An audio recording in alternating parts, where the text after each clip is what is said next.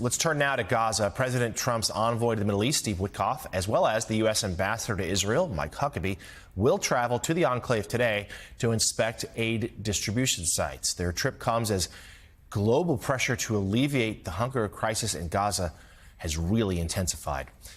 Multiple Western nations have now said they plan to recognize a Palestinian state next month.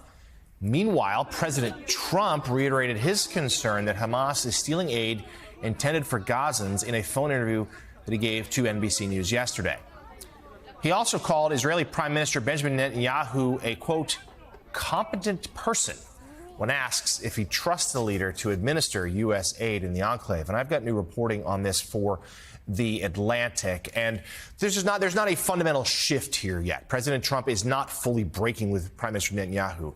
Not even close. But he has come around to the idea that many in Washington got to months ago, that Netanyahu is trying to prolong this war in an effort to stay in power. He also is deeply frustrated with the famine situation. To be sure, he blames Hamas for a lot of it, but we know he is sometimes moved by gruesome images. He has seen pictures of these starving children. He does want that to aid. So I would expect from Witkoff and Huckabee today more pressure on Israel to feed Gazans, to get aid into the enclave, but I do not suspect that the president will tell Netanyahu he has to cease military operations in Gaza. Susan Glasser, you've been writing about the situation as well.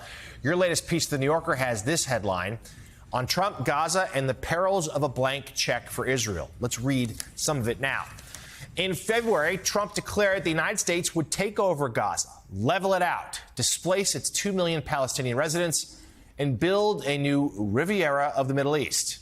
Netanyahu stood next to Trump and pronounced his Gaza Riviera plan a worthwhile idea that could change history. Even more problematically, some of the more extreme figures in Netanyahu's cabinet have seized on Trump's words as implicit approval for their own plans to depopulate Gaza and re-annex the territory. For those in Washington on the left and on the right who still support Israel, a new fear has emerged that a Trumpian blank check for Netanyahu may be the worst possible thing for Israel. Israel's wars the past 2 decades, and there have been many, have tended to end only when the U.S. scripted off-ramp has been put together. Daniel Shapiro, the U.S. ambassador to Israel during Barack Obama's presidency, told me it's become the nature of the political dynamic between America and its embattled ally that the Israeli prime minister has to look like he's being forced to do it by the United States. It's almost built into the DNA. And yet, there is little sign that Trump, even with his critical words this week about famine in Gaza, is prepared to do any forcing at all. Susan, our reporting lines up exactly here. It is interesting how there have been some on the MAGA right, Marjorie Taylor Greene, in fact, the first Republican in Congress to use the word genocide to what she's assessing the situation there in Gaza. There is no doubt overwhelming international outrage at the famine, but it seems like President Trump, there's still a limit as to how far he'll go in terms of pushing Netanyahu. Yeah, that's right. I mean, first of all, look at the politics here. While it's true there's been an enormous sinking in support for Israel's conduct of the war, I think a Gallup poll this week had it down to something like only a third of the American public. Support remains much stronger for Israel and his conduct of the war among Republicans. And, it's become really a pillar of that party's ideology in the last few years, almost unwavering, uncritical support for Israel. And, speaking with people thinking about this, Donald Trump bears a certain amount of responsibility for what's happened in the last few months in Gaza. Remember, he hailed the ceasefire that his team, along with Joe Biden's departing team, helped to execute. He called it epic in all caps in January, made it seem as if, the war was about to end. Instead, when the ceasefire ended in March, when Netanyahu almost unilaterally pulled out of it, the war resumed. That's when this current moment of food crisis and insecurity and famine in Gaza really began to take shape, because the amount of aid going into Israel, from Israel to Gaza dropped dramatically. When the war resumed, Donald Trump didn't say anything about it. Donald Trump essentially gave a green light to Netanyahu to resume the conduct of the war. Now he's voiced concern, essentially get it over with, finish it up, wrap this up. He's consistently expressed criticism of Hamas. He's blamed them for the problems on the ground in Gaza. But I think the bottom line is that the U.S.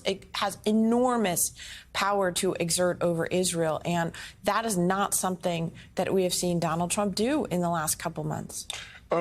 David, my question is, does any of this break through? How are Republicans seeing the situation in Gaza? They see the pictures of starving children in Gaza. They see the chaos. They have seen this war go on for month after month after month. Is it breaking through at all to Trump's base? Well, I think with elements of the populist base, that's where I think Netanyahu is being short-sighted from a purely political standpoint, right? The assumption from his point of view is that he can count on Republicans to have Israel's back no matter what he does, no matter what the Israeli government does. And I think with rank-and-file Republicans, that's generally true. I think when we talk a lot about younger progressives, and I've discussed that here, which we know have issues with Israel, sometimes hostile, sometimes skeptical. But we don't talk enough about what's going on the right with the younger populist conservatives. Marjorie Taylor Greene is a reflection of that, where they don't have the same affinity for Israel that rank-and-file Republicans do and have had for really over the past 25, 30 years as the sort of pro-Israel flank in Israel has shifted from the left to the right. And so I think that's something the Israeli government needs to be aware of. It can't be said enough. The reason we're here is largely because Hamas decided to commit the atrocities on October 7th. They could announce today that they're disbanding. They recognize Israel's right to exist. They renounce terrorism, give the hostages back.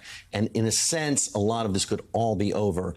But the pictures coming out of Gaza are a political problem for Israel. The fact that you have European countries now saying they're ready to recognize a Palestinian state is a direct result of that. And pictures become reality, even if it's more complicated on the ground.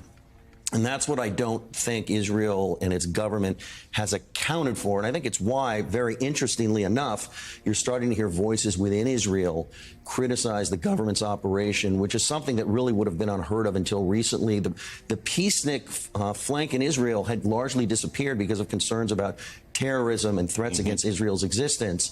And the operation in Gaza doesn't seem to make any sense to people in the way actions against Iran and Hezbollah did. You could criticize them. There was a lot of criticism about escalation, but everybody understood what was going on, and it began and it ended. And this seems to be open-ended, ongoing, without any clear understanding of the purpose. Yeah, there was certainly in Israel reporting about how generals there believe the military objectives in Gaza have been achieved, aren't quite sure why they're still fighting, and it's those images of particularly starving children, as well as statistics, tens of thousands of civilians dead. We will have more on the situation in Gaza later in the show. Staff writer at The New Yorker, Susan Glasser, thank you so much for joining us this morning. Her latest piece available to read online now.